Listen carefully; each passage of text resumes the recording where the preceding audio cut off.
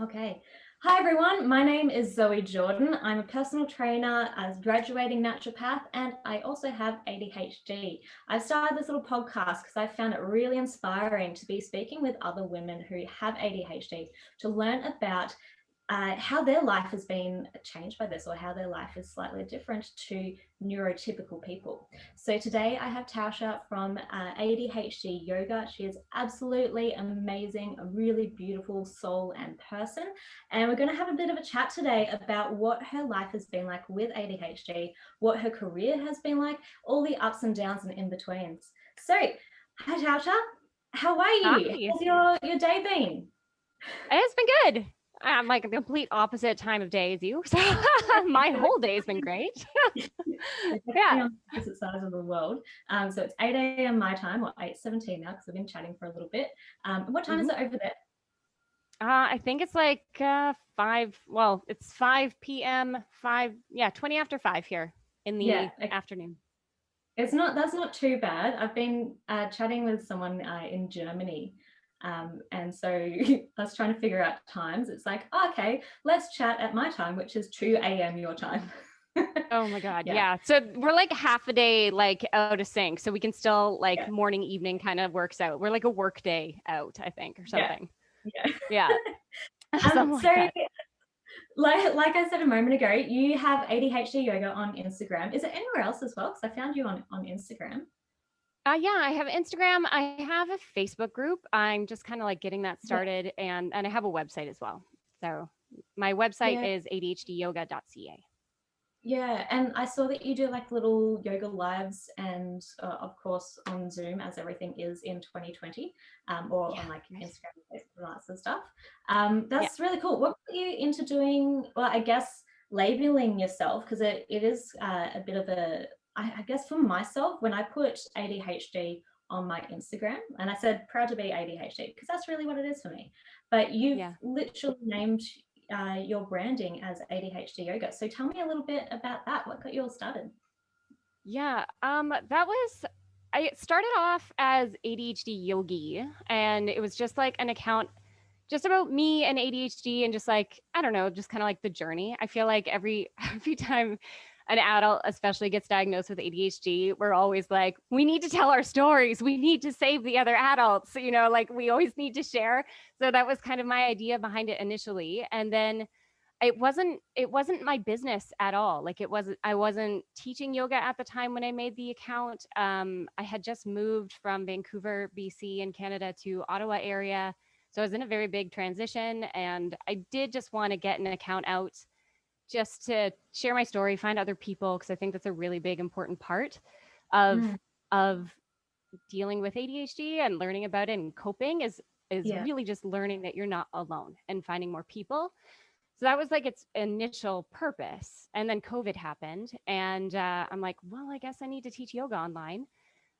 So I changed it to ADHD yoga, and started more promoting like yoga for people with ADHD, and sharing information about ADHD through my account.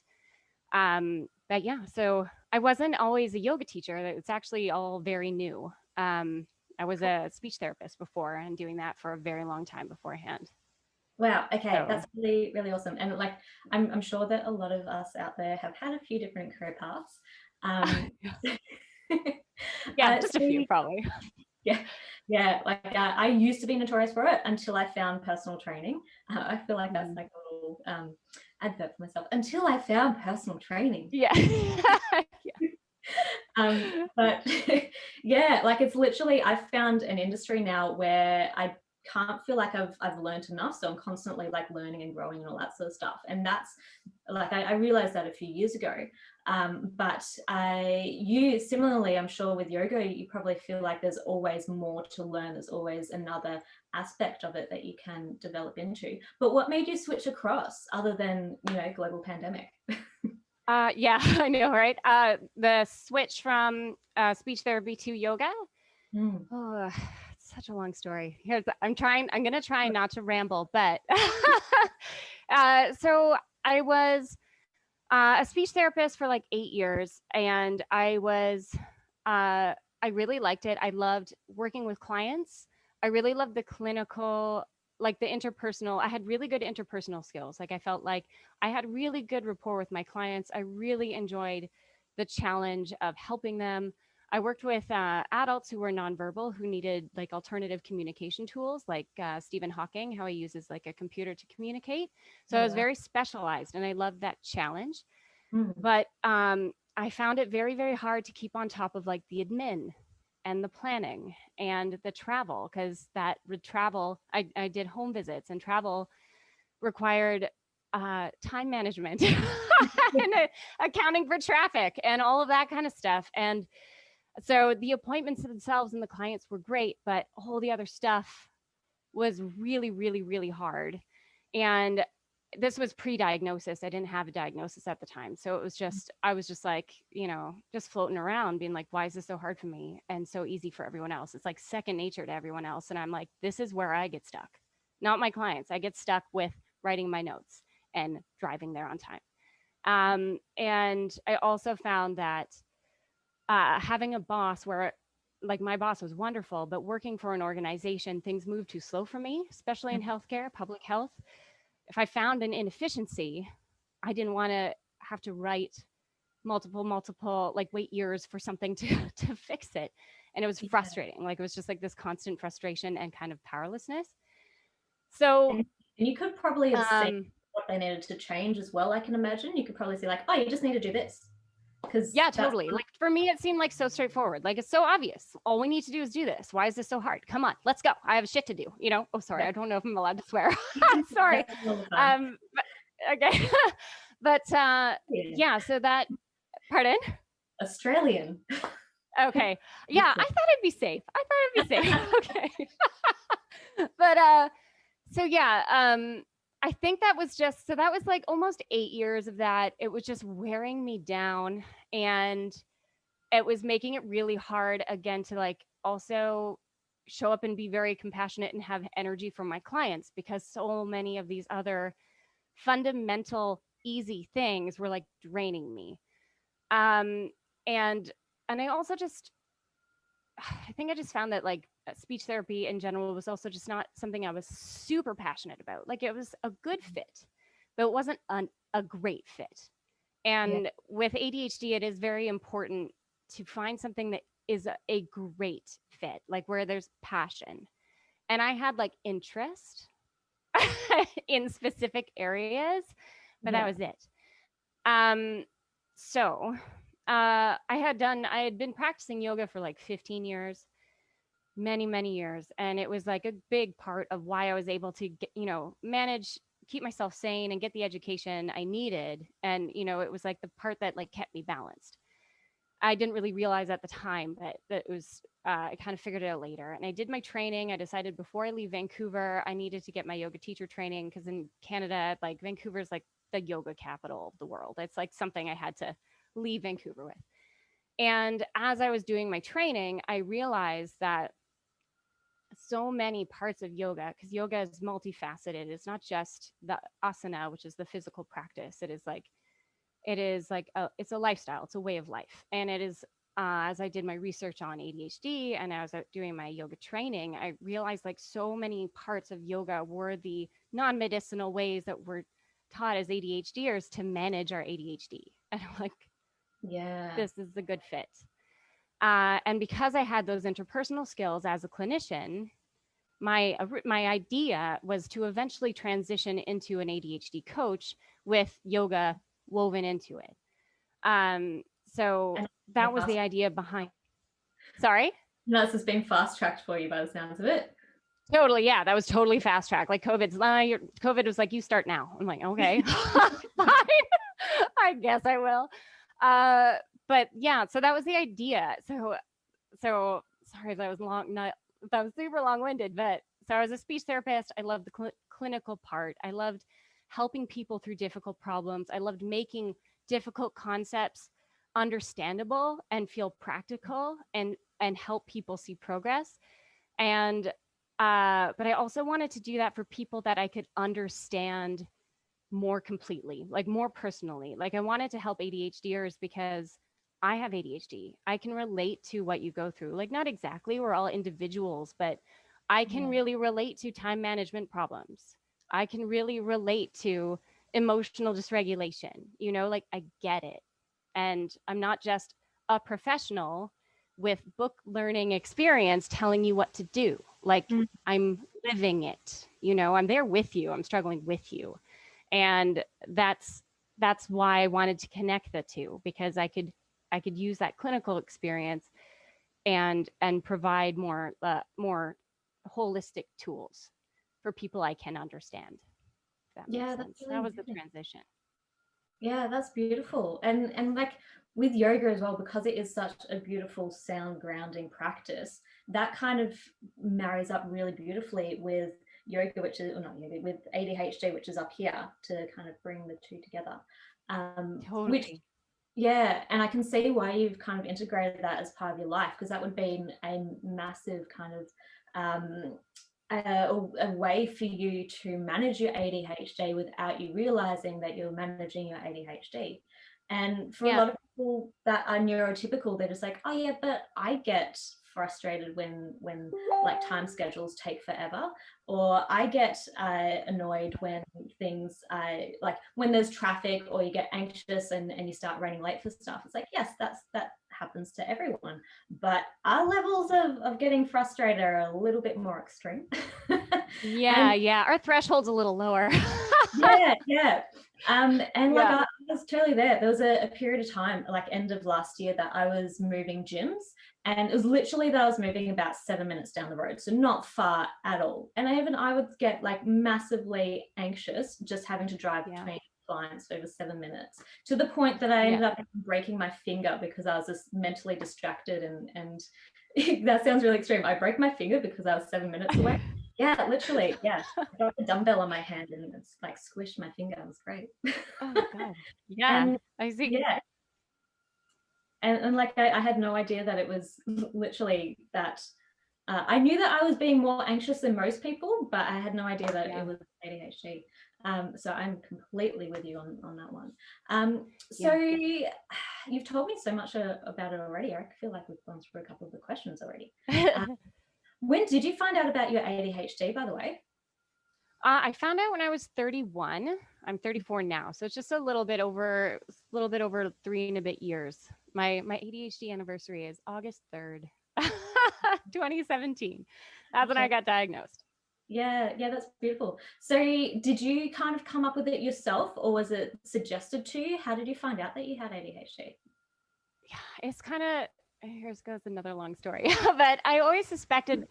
Yeah, I always suspected that something about me was different. Like since I was young, school was always really, really tough, and but I had no way of making sense of it other than I was just dumb, and which I think a lot of women, especially, really internalize. Like I guess I'm just stupid. I don't know, and so I didn't really know how to make sense of it when I was a kid. Then I wanted to be a veterinarian when I was little, which you need really good grades for. So I just studied my butt off and I started doing really well in school. So now I'm just like, oh, now I'm just a dumb person that works hard. And that's all I could do to make sense of it. But I always knew in the back of my head something was different. And both of my brothers, I'm the oldest of four kids, and both of my brothers had learning challenges as well. And so I started. So it was always in the back of my mind. And then I got in a rhythm in school, not a healthy one, but I started doing well in school. And at this, at the sacrifice of all else in life, like all I did was study. All I did was study. That was the only way I could do well, is if I just gave up everything else. But having a structure with school, like having deadlines, having like professors and expectations on me, made me do okay. And then when I graduated and became a clinician, all of that structure, all that external structure was gone, especially because I had a super autonomous job where I was making my own schedule. So, uh, so again, I had like that voice in the back of my head saying like, you're kind of different. I don't know how, but you're different. Things are a little harder than they are for other people. But Feel it never went any further. Pardon? Yeah, I just kind of into you there, just because I want to know how how did that feel for you, having that in the back of your mind, like I'm different, I know I'm different, what's Yeah. happening here? It was like at the time, it was just really frustrating. It felt so frustrating. And it was especially frustrating because I did well in school, because on paper I looked fine, you know, and I Yeah. got scholarships and all that stuff. So like, I felt like when I talked to people about it, there were like, there was no evidence of the struggle, you know, they were just like, you're fine. Like you're not, there's no problems. Like you have amazing grades and whatever else. So it felt kind of hopeless because I didn't know where else to go from there. I just knew something was different and I couldn't pinpoint it. Yeah. You're almost So gaslighting yourself. yeah, kind of. Yeah, it was a lot of my brain just telling me I was being over dramatic, because that was something I heard a lot too as a kid. A lot of ADHDers are like, you're just so sensitive. You're just so over dramatic. You're just blah, blah, Yeah. blah. And I internalized that. I'm like, I'm just being sensitive. I'm just being over dramatic. I'm just looking for an excuse. I'm just looking for a scapegoat. So I spent a long time like talking myself out of that. And then uh and again too, like everybody pointing out all my achievements and stuff and all the ways that there's no way I could have ADHD or any other, but ADHD wasn't even on my radar. It was just something. It was just a vague something. And so I didn't pursue anything. So when I graduated school and started being a clinician, I was having a hard time keeping up with stuff that I'm like, it's just because you're new. You're just a new clinician. You'll get this sorted out. Um, but then years later, it was still a struggle. Like appointments with visiting my clients and doing assessments and all the stuff I liked was fine. That got easy. It was like the paperwork never got easier. The scheduling never got easier. The planning never got easier. The getting places on time never got easier. And then one day, my in Canada, we have a news broadcasting channel, CBC, and they have a show called The Current, and it played in the morning as I was driving to work. And so I was listening to an episode, and they were interviewing a woman who had ADHD, and the episode was about why women generally get diagnosed later in life or as adults. And she was a journalist, like a professional, had her shit together, and on paper like me, and was talking about how she got diagnosed later as her son was. And as she was talking, I was listening to her, and I'm like, oh my god, this woman is me. Like, these are all the things I struggle with. But then again, that voice kicked in. It's like, but look how you're doing fine. You made it this far. You're just looking for an excuse. And so I just kind of like tucked it away in the back of my mind. And then the next day, I worked very closely with a colleague. Her and I were a team. She was the assistant that worked with me, and we were good friends. And we were in the elevator on our way to an appointment. And she's like, hey, did you listen to that episode of The Current yesterday? And I was like, the ADHD one? And she's like, yeah. I'm like, yeah, I did hear that one actually. And she's like, that sounded a lot like you. I'm like, oh shit. So that was actually. How do you take that? Pardon? Do you take that as a Sorry, I compliment? didn't hear. How do you take that? You know what? Like, I felt it was so validating. Yeah. Like, so validating. Because, I knew, like, her and I cared about each other. We worked well together. And, like, I didn't trust my own brain. I internalized so many other messages. I didn't trust my own brain. So my brain told me, you're just finding excuses. Or like when you have a headache and you like Google causes of headaches and then you're convinced you have a brain tumor. Like, I just thought I was doing that. So it was nice to have someone who had no agenda, no other motive for telling me that kind of information, and actually just like share her objective observations about how I handle my job and tell me that sounded like me. Because that was like actually like the turning point, kind of. Like, I still had delays. So that's when I started actually considering ADHD for the first time. Yeah. And then I started listening to some podcasts and reading books, and like the first time you read an ADHD book, like you just feel like parts of your own bio were just like cut and paste into a book, and you're like, how do they know me? Like, how do they know me like this? But it still took years to to get a professional diagnosis, because for two reasons. I guess the one reason is that I still was kind of convinced that that I didn't really have it, because I'd go through these waves where like I was like, rocking work and on top of things. I'm like, I don't have it. It was all in my head.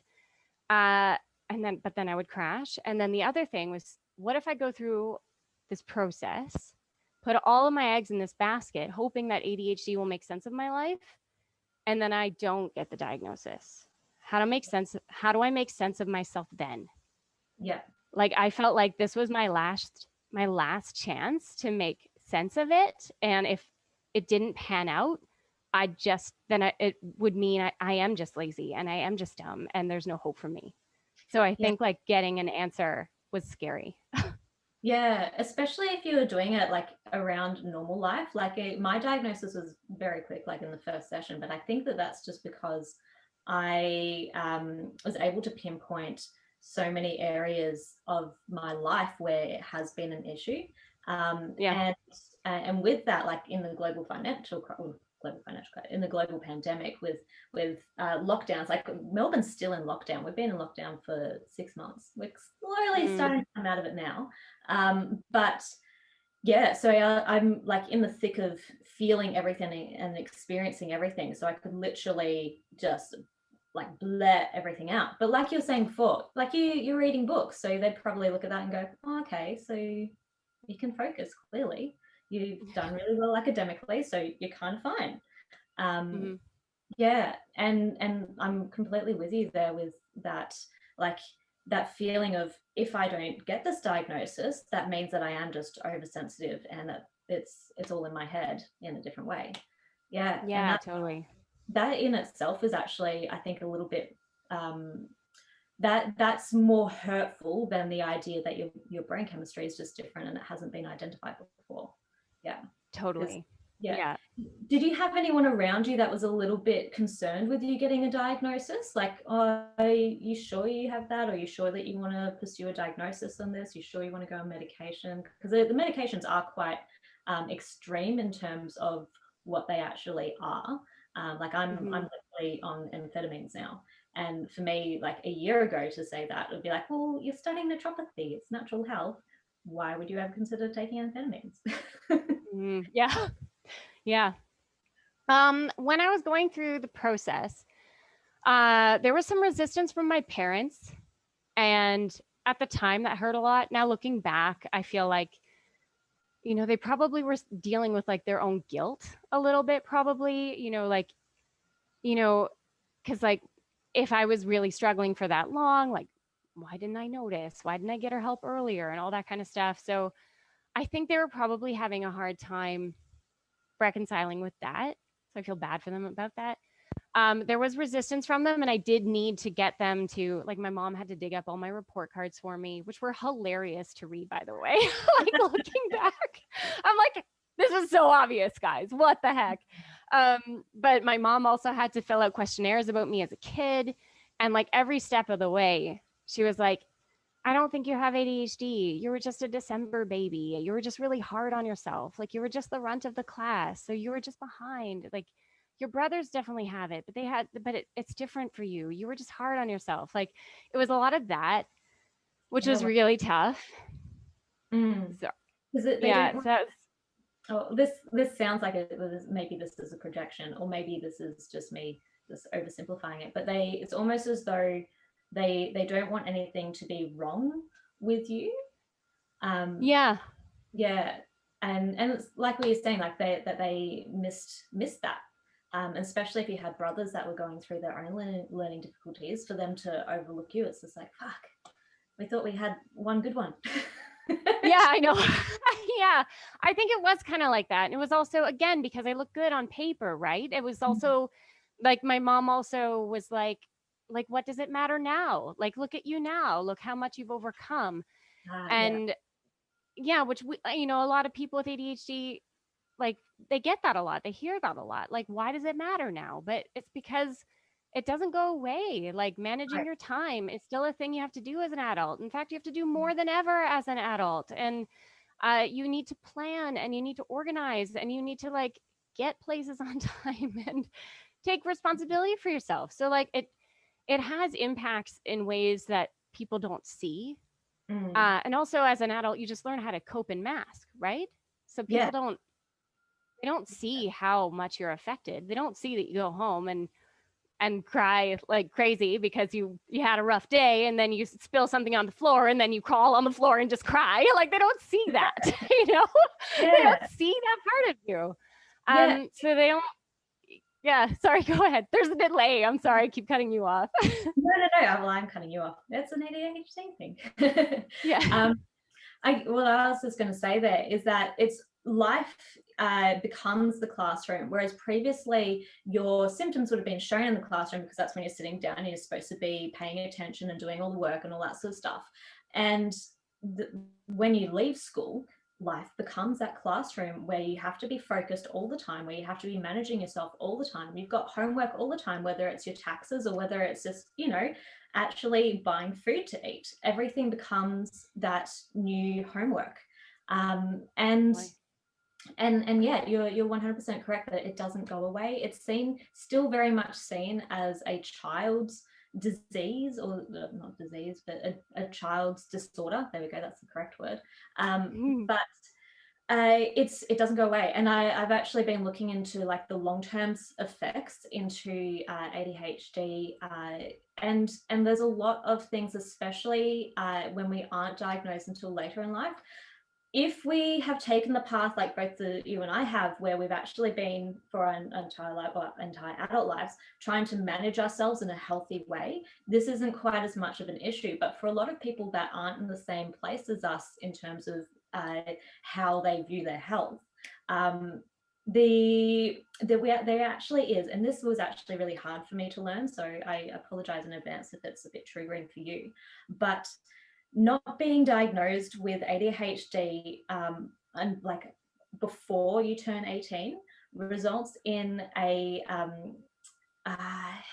it results in our lifespan being decreased by as much as 13 years.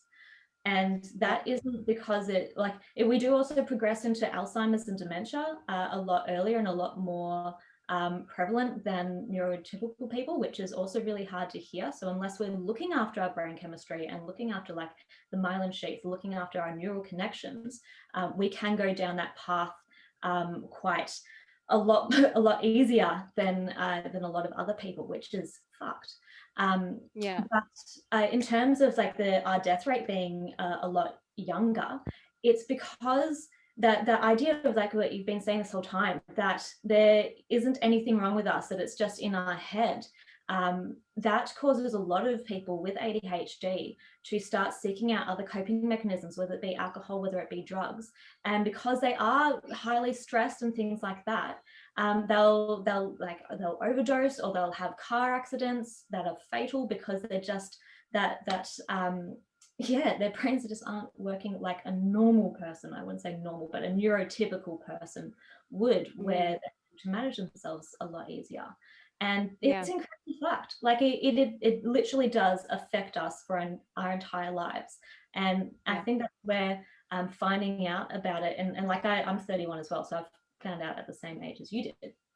But being able to go, okay, so this is actually really important. Now that I know this, I can actually plan the rest of my life now to look after my brain. Like, not that I wasn't doing that already, but now I'm just going to level that up and then some. So that I can have the same quality of life as neurotypical people. Even though there's so many other health conditions that we can get, this is vastly important for us. So I kind of just went on a bit of a rant myself there. No. That's fine. I love it. Good. We're even. I call it. This is a total other tangent.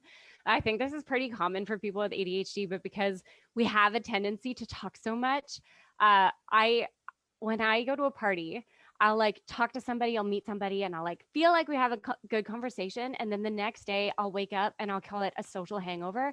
And I'll like listen, I'll like replay the whole conversation in my head. I'm like, oh my God, I didn't give them any turns.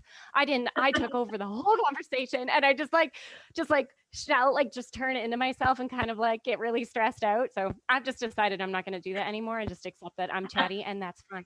Yeah, and you can just be the happy chatty person, and like, yeah, Exactly. it's actually, yeah, when you get into that flow with talking with people, yeah, just let it be happy, and if you feel like later on that you've said too many words, don't care. Just yeah, exactly. Anyway, sorry. What was our original question? Like there's a lot. I don't remember. Well, You were asking me about other people in my life, like people around me as I was going through the diagnosis. And my mom was resistant. My husband now, he was my fiance at the time. He was super supportive, like super, super supportive. And I'm really, really glad because there were like parts, again, because I internalized all those messages of like, you're just dramatic. It's just all in your head, blah, blah, blah, all that. Pardon? So much self-judgment. Like it's just, it's so like that's damaging in itself. Oh yeah, totally. And I feel like I am particularly bad on that. Like when my mom did say that you were a December baby and you were just really hard on yourself, like she wasn't wrong. It's just that those weren't the only things that were going on because I am super hard on myself. And when I got diagnosed, the psychiatrist even said that that was actually my coping mechanism, was the reason I got as far as I did with my diagnosis, and probably also potentially dyslexia, like a learning disability and ADHD. The reason I got as far as I did without the diagnosis is because I was so hard on myself, like because I just like beat myself up into achievement, and then that just wore me down, and then over time, and so because of that, when I even got the diagnosis, I went through these phases of like believing it and not believing in it, because I'm like, no, like I'm okay, like like I don't have it as bad as other people, and totally invalidated myself, which also totally prevented me from like diving fully and completely into like treatment, right? Because if you don't really believe you need the help, you're not really going to take the help. Yeah. Yeah, And it is, or like you feel like you're having a good day, so it's like, oh no, I don't need to take medication, I'm fine. Then I get like a few hours later, I should not keep falling into that trap. Yeah, totally 100%. Yeah. So, and to be totally honest, like those voices are still, like those stories in my mind are still things I totally struggle with. And you peel the layers back little bits at a time, and then you just find the other ones that are like deeper down. So it'll be an ongoing process for sure. But accepting the diagnosis is definitely the biggest part of getting there, and getting support from having people in your life, and also being surrounded by people going through the same thing are really, really big parts of that, for sure. Yeah, beautiful.